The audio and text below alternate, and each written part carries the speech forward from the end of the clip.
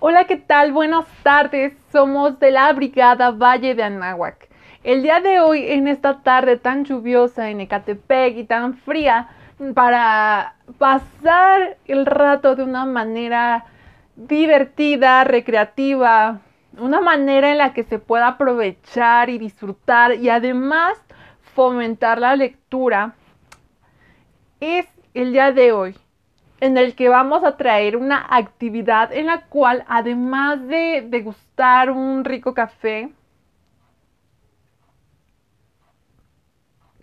vamos a dar lectura a un género que nos encanta a todos, que es el género de terror. El día de hoy nos prestaron el libro de una biblioteca que está en proceso aquí en Valle de Anáhuac. Ahí luego les documentábamos un poquito para que vean cómo es que va esa biblioteca avanzando.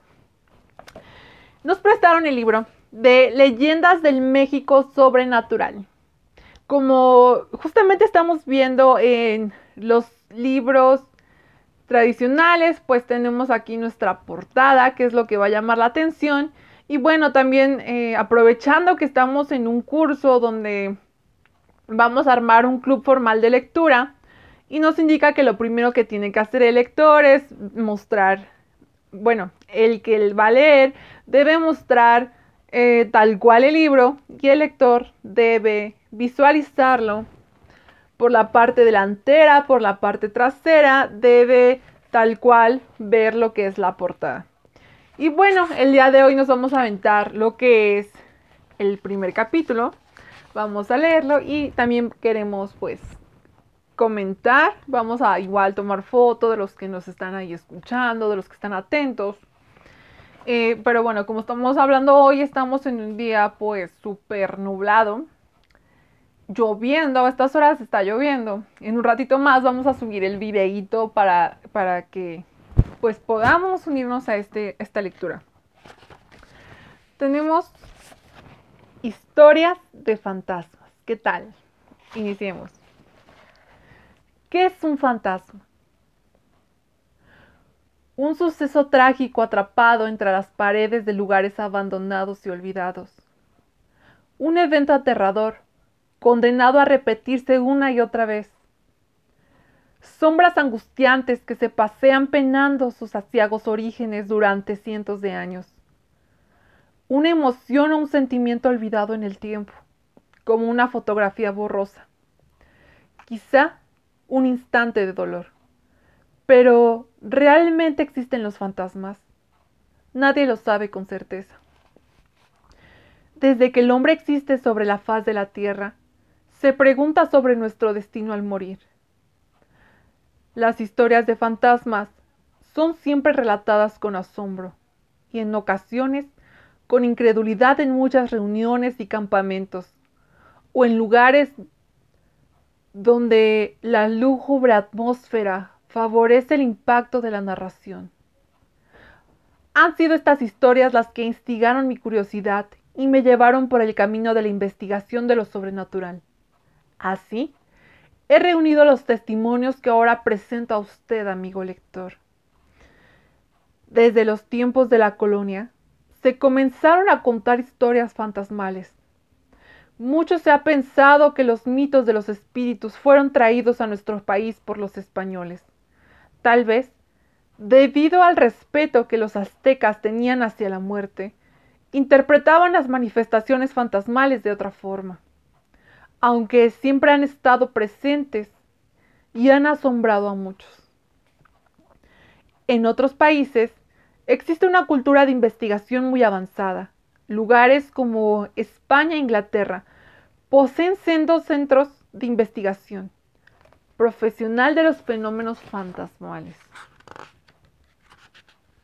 Además de un sinfín de aficionados dispuestos a obtener impactantes evidencias de la autenticidad de los fantasmas. Aquí en México son solo historias que se cuentan, dejando siempre abierta la alternativa de creer o no creer en ellas. Algunas de estas historias han cobrado popularidad. La mayoría de los arqueólogos y arquitectos coinciden en señalar que el centro de nuestra ciudad es un gran cementerio. Casi por lo general, al realizar excavaciones, se han encontrado esqueletos en lugares que antiguamente eran conventos, pirámides, santuarios y después escenarios de guerras, matanzas, torturas y piras inquisitorias. Uno de los lugares que se dice guarda las ánimas de muchos muertos es el Metro Pino Suárez.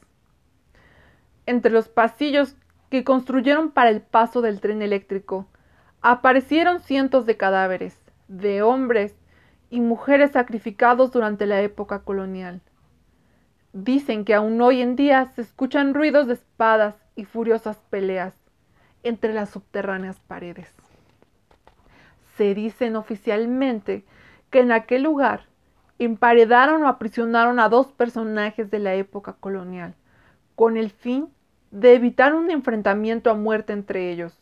Uno era el conde de Santiago, que habitaba en el Palacio Nacional.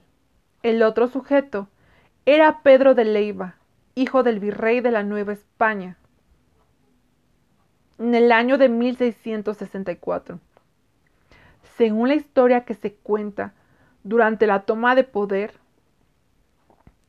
del virrey de Leiva, ofendió fuertemente a los criollos, raza de la que procedía el conde de Santiago. La ofensa propició el reto de un duelo a muerte. El entonces obispo, Diego Osorio Escobar, se encargó de solicitar a las autoridades que encarcelasen a los 2 personajes para evitar que se mataran. Sin embargo, ambos murieron en prisión, sin consumar tan ansiada pelea, que según se dice, continúa aún hoy en día, desde el más allá, entre los fríos pasillos del Metro Pino Suárez. ¿Alguien los ha escuchado? Para que se den una idea, vean la ilustración. Observen, sitúense, imagínense en los pasillos del Metro Pino Suárez a medianoche. Con estos 2 personajes peleándose.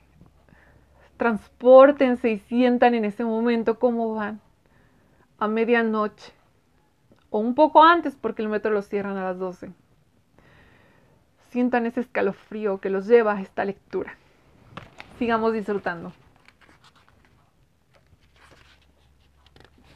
Otra historia acerca de los fenómenos extraños que suceden en el Metro Pino Suárez nos habla acerca de un grupo de monjes que entre rezos y oraciones cruzan por los solitarios pasillos y andenes del metro, cuando ya se ha ido toda la gente.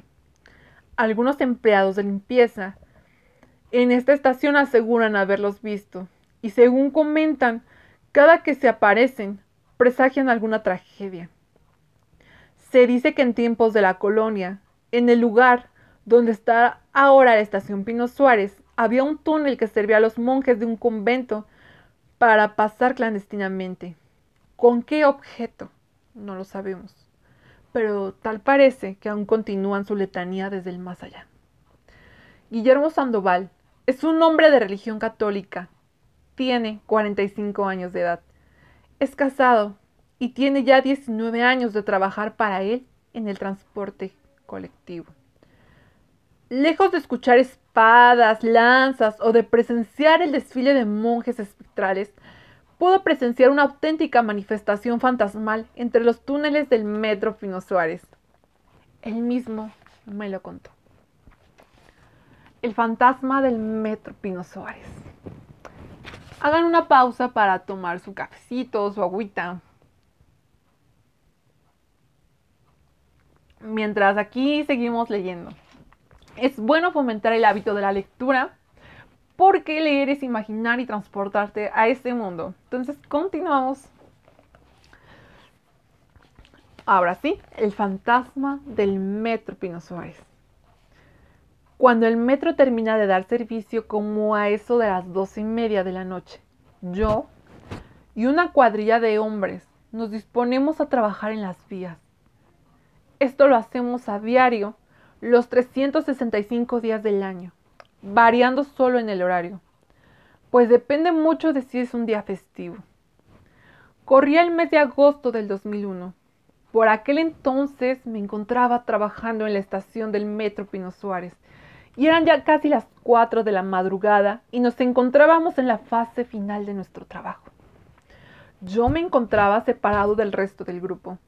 Caminaba sobre las vías para revisar que no hubiera objetos extraños que pudieran causar un accidente, cuando de pronto me topé con alguien que también hacía lo mismo.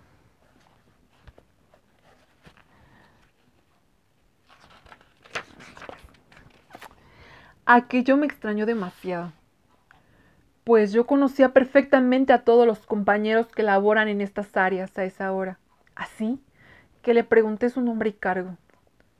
Me confirmó datos que me hicieron pensar que era un trabajador auténtico, así que lo dejé continuar y seguí con mi trabajo.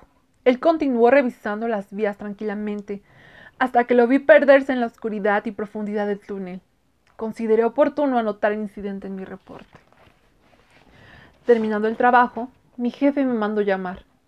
No me extrañó, pues es parte de la rutina. Al llegar a su oficina me preguntó por el nombre del sujeto que vi en el túnel. Cuando le conté todos los detalles de aquel extraño encuentro, sacó una enorme libreta donde están registrados los nombres, cargos y fotografías de todos los empleados que laboran aquí. Comenzó a buscar en los registros hasta dar con una fotografía vieja, que me mostró al instante mientras decía: «Esta es la persona que viste». Yo le respondí que sí era. Entonces mi jefe me miró con una expresión fría y solemne, diciéndome de igual manera: «Siéntate, muchacho. El trabajador que viste ya tiene 2 años de muerto, y no eres tú el único que lo ha visto. Así que creo conveniente que no se lo digas a nadie para no despertar inquietud entre los demás empleados. O peor aún, entre los usuarios. Lo mejor será traer a un sacerdote para que oficie una misa por su eterno descanso. Solo Dios sabe por qué anda penando, o si tiene deudas pendientes». Yo me quedé frío, no sabía qué decir. Mi jefe me contó que ese hombre había fallecido una noche mientras realizaba su trabajo, el mismo que yo hago ahora en el túnel que está entre las estaciones de Pino Suárez y Zócalo. Un error técnico ocasionó que un vagón en movimiento arrollara a dicho sujeto, que pereció después de una lenta agonía. Terminé entonces mi reporte de aquella noche y me fui a descansar. Días después, supe que otros de mis compañeros también lo vieron, siempre en el mismo lugar, a la misma hora y realizando las mismas actividades. Mucha gente nos cree locos, o que estábamos ebrios, o que inventamos esta historia para quedar bien, pero no es así, porque yo lo vi. Días después fui invitado con otro personal del metro a una misa. Íbamos en calidad de familiares.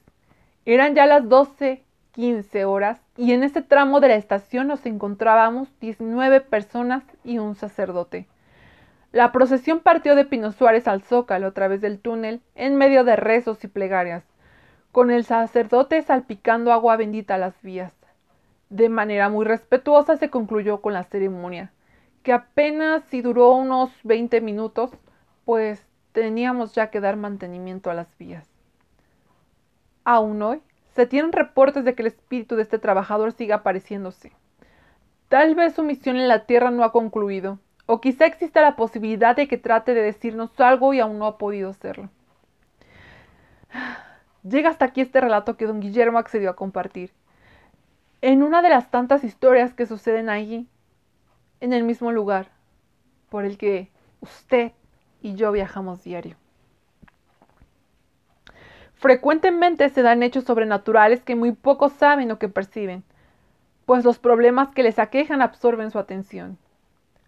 Esos pasillos y túneles que a diario presencian el ajetreado desfilar de miles de personas, preocupadas por su salud, la renta, las obligaciones, la falta de empleo, entre otros, tiene en su rostro aquel que causa terror y desconcierto. La próxima vez que viaje en el metro, amigo lector, permanezca atento, pues usted puede ser el siguiente protagonista de cualquier hecho sobrenatural.